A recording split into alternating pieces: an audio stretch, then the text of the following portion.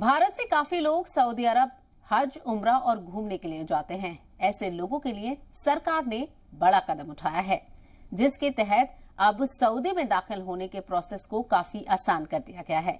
Saudi ने ऐलान किया है कि अगर आपके पास सिर्फ एयरलाइन का टिकट है तो भी आपको सऊदी में दाखिल होने की इजाजत दी जाएगी।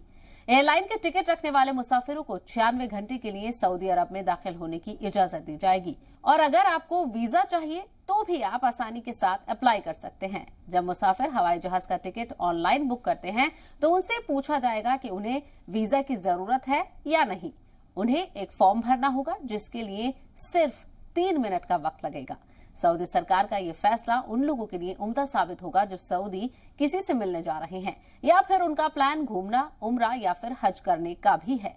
लेकिन इसके लिए लोगों को 4 दिन यानी केवल 96 घंटे ही दिए जाएंगे।